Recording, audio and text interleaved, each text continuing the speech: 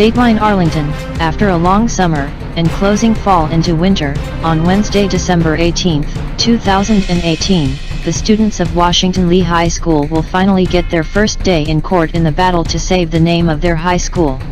Their complaint was filed on July 6, 2018, the last day that a student, under the law, could present a legal challenge to a school board action, but somehow a midterm election has passed after a summer vacation, and a full committee has already been formed, convened, and decided a new name for their school, to be presented to the Arlington Public School Board the day after their day in court. Like they say, justice delayed is justice denied, but they remain confident that the attorneys of the school board that engaged in purposeful deceit and deception to change the name of their high school will be on better behavior in court. And the latest updates from that litigation should soon be airing on WUSA's continuing coverage of that legal challenge.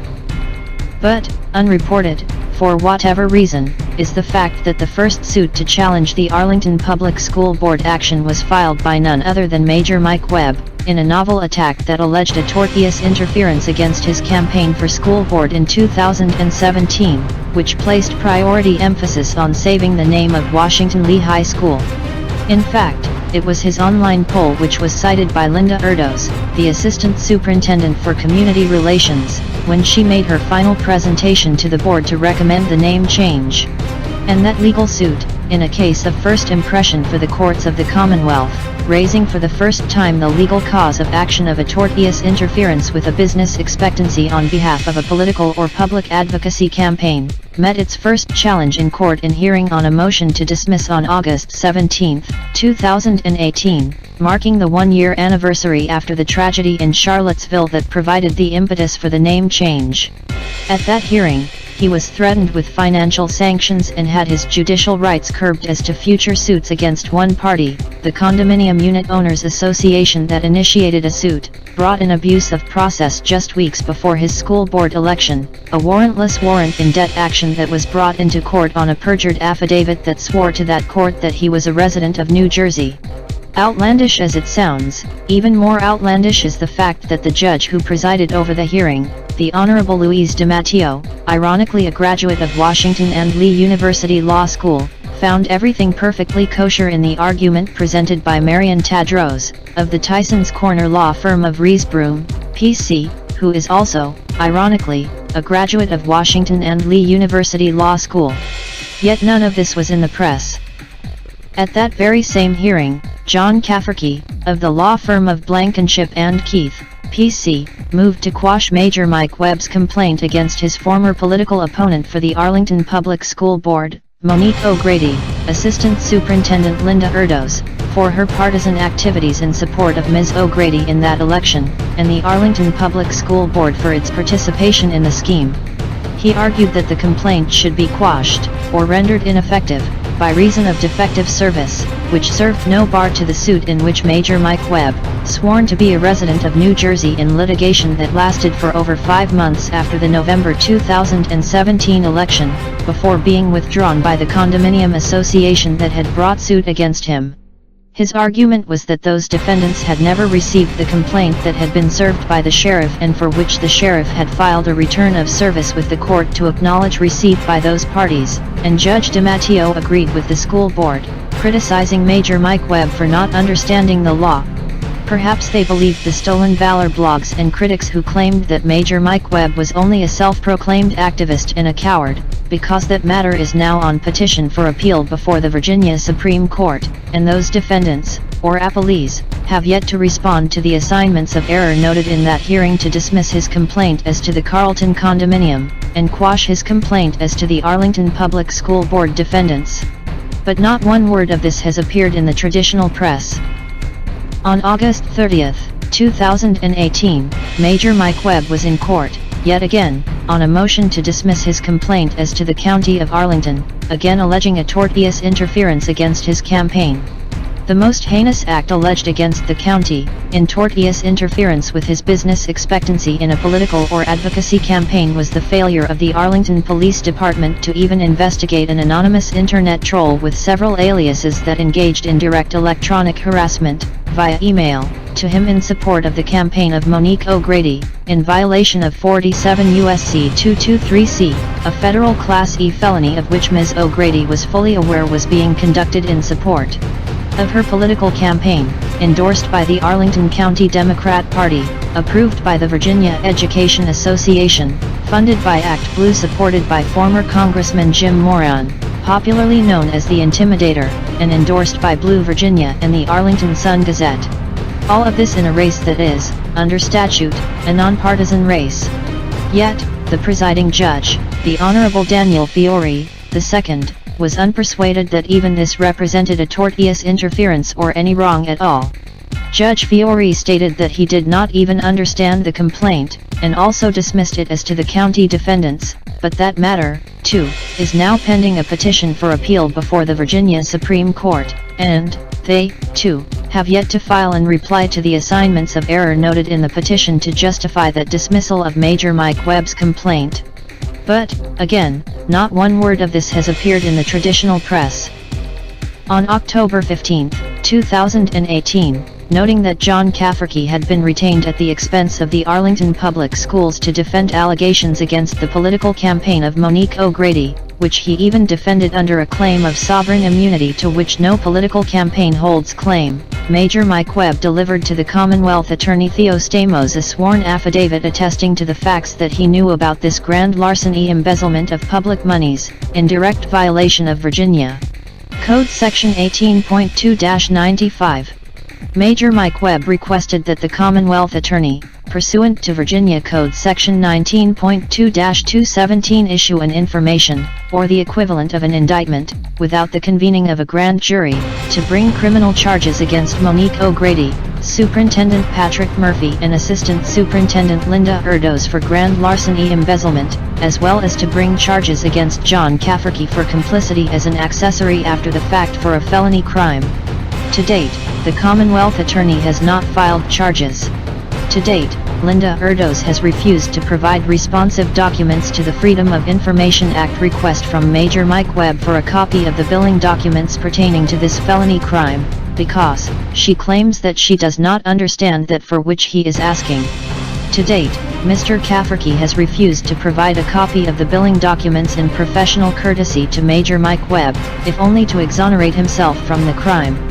And, to date, again, not one word of this has appeared in the traditional press.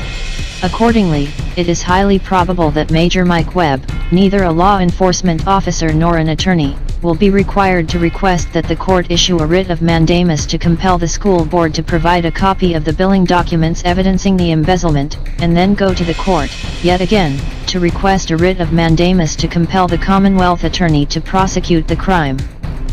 On November 4, 2018, just before the November 6, 2018 midterm elections, Major Mike Webb also filed a declaratory judgment action against the school board, immediately after the first meeting of the Washington Lee High School Renaming Committee, and alleging that that committee, by design, discriminated against persons of color, particularly African Americans, in selection of participants, based upon a traditionally suspect opt-in procedure, and granting great weight to civic associations.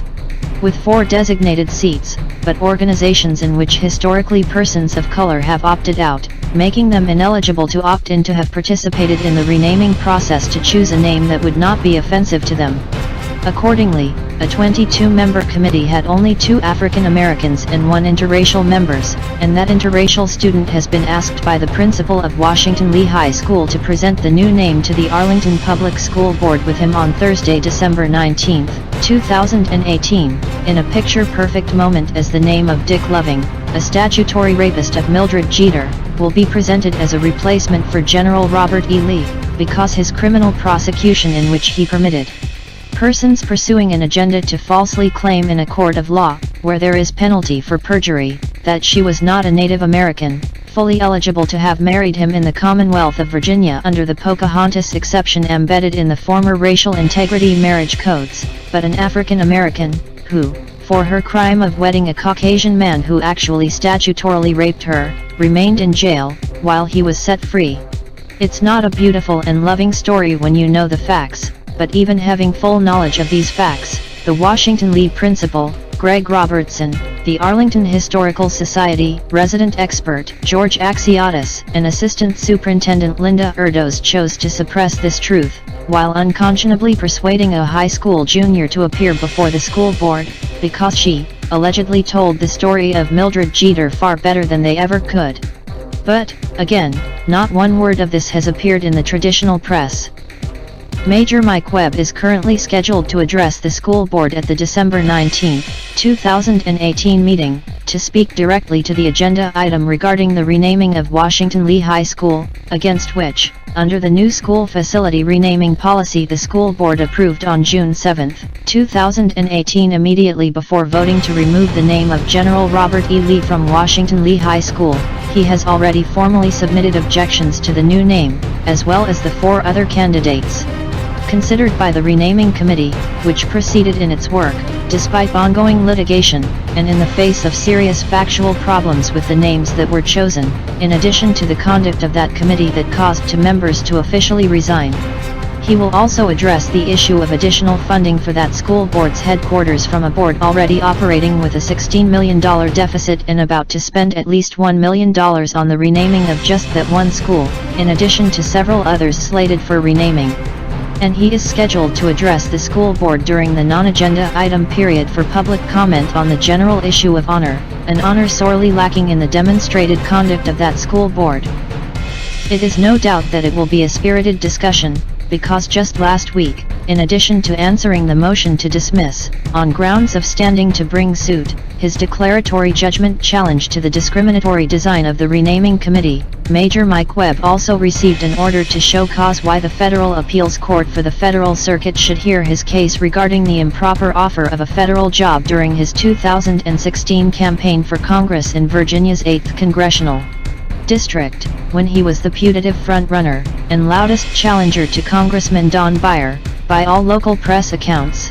Yet the matter, brought under the All Circuits Review Act, signed into law by President Donald Trump on July 18, 2018, and codified at Public Law 115-195, formerly H.R.2229, was filed with the Fourth Circuit Court in Richmond, in accordance with the plain word meaning of the newly enacted statute that a matter, involving a Whistleblower Protection Act claim shall, quote, be filed in the United States Court for the Federal Circuit or any court of appeals of competent jurisdiction, unquote, with the operative term being or any court of appeals, but, sua spont, that court transmitted that filing to the United States Court of Appeals for the Federal Circuit, in conformance with the controlling language in 5 U.S.C. Section 7703, the very enactment that the All Circuits Review Act served to amend, in order to provide convenience to appellants with pending appeals before the United States Court of Appeals for the Federal Circuit,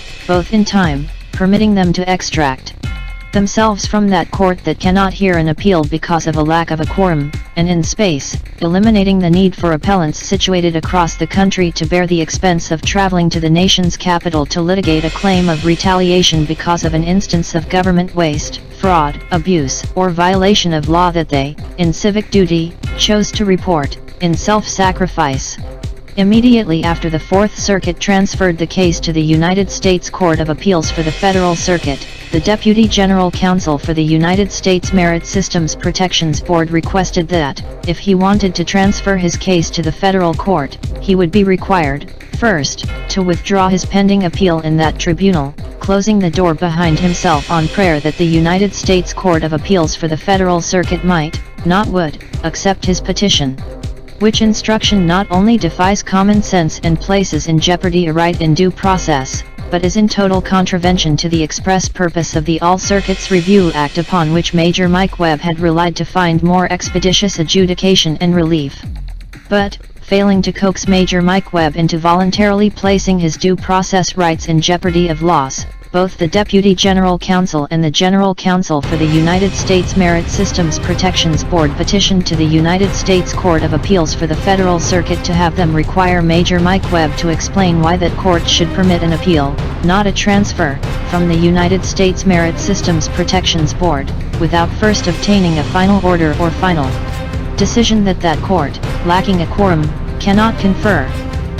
And, damningly, both the General Counsel and her deputy, as well as the court order, essentially nullified the All Circuits Review Act, signed into law by President Donald Trump in July, by not even mentioning that enactment and acting as if it did not exist. It is of note that such senior persons at the Office of General Counsel at the United States Merit Systems Protection Board played central roles in this action, and that they did so, not just in cooperation with the federal courts, but in the absence of the original party to the case, the Department of Defense, which has not even entered an appearance in the present matter, nor challenged the standing nor claim that had been approved for hearing in the pending matter before the United States Merit Systems Protections Board, an act of political corruption that could only have been accomplished by a senior ranking member of Congress or the United States Senate. Consequently, both Senator Tim Kaine and Congressman Don Beyer have been further implicated in the matter before the federal court, in which they had already been implicated in the offer of a bribe of a lucrative job for which Major Mike Webb was not qualified, just to persuade him to withdraw from the congressional race in 2016. Both the senator and the congressman are already scheduled to appear at an appeal hearing regarding a protection order based upon alleged acts of intimidation and threat perpetrated against Major Mike Webb, his family, his friends, and his loved ones, which will be heard on the day after New Year, January 2, 2019, also Major Mike Webb's birthday. And, as of December 17, the House Ethics Committee has been presented a complaint against Congressman Don Beyer, while Major Mike Webb, as a constituent and resident of Virginia, has petitioned the office of Senator Mark Warner to submit a complaint to the Senate Ethics Committee against Senator Tim Kaine, as only a member of the Senate or the Senate staff can submit a complaint. At the present, Major Mike Webb is still deeply immersed in the litigation of his arrest for trespass in the second busiest abortion mill in the Commonwealth on the Saturday before the first Sunday of Advent in 2017, as a participant in the Red Rose Rescue. His matter is the only one still being litigated, as all other Red Rose rescuers have chosen not to appeal the decisions of the courts, while Father Stephen Imbarreto, nicknamed appropriately the protest priest by the Priests for Life, the organization from which he retired, served several days in a District of Columbia jail this past summer, after he was brutally dragged across a parking lot by police officers who apprehended him on the same day of the arrest of Major Mike Webb in the Red Rose Rescues. Major Mike Webb was convicted in the Alexandria General District Court on February 9, 2018, after an arrest in which both his Miranda rights and protections against illegal searches and seizures were violated, and after the presentation of perjured testimony by Catherine Orego Flans, the manager for the Alexandria Women's Health Clinic. It was a conviction secured without release of exculpatory evidence, not released until the day before the originally scheduled date for Major Mike Webb's jury appeal in the Alexandria City Circuit Court on May 22, 2018. And Mike Webb was convicted, in absentia, by that court on October 16, 2018, despite the fact that a petition for removal had been filed on October 4, 2018, with the Federal District Court for the Eastern District of Virginia, and alleging religious discrimination. It is the first removal action in the Federal District Court for the Eastern District of Virginia in over 30 years. Only a providence in heaven knows where all of this will lead, but Major Mike Webb says dumb sparrow, Spiro, or while he breathes, he hopes, and he is keeping the faith in the 8th Congressional District to one day make America great again. As Dr. Martin Luther King, Jr. stated, injustice anywhere threatens justice everywhere. And with this news, for now, we leave you, so, as Walter Cronkite used to say, and that's the way it was. Good night. And good evening. Still, but remember yet that coffee is for closers. A. I. D. A. Attention. Interest. Decision. Action. A. Do I have your attention? I know that you are interested. D. Have you made your decision for Christ? A. Now is the time for action. But you have the right to remain silent. Stay tuned for updates as they develop. We get the news as it happens and we get it to you before anyone else. Let's make American great again. Back to you, in the studio, Mo. Rape. Rape. Statutory rape. Go wash tubs. Rape. Rape. Statutory rape. WTF. Over. WTF over.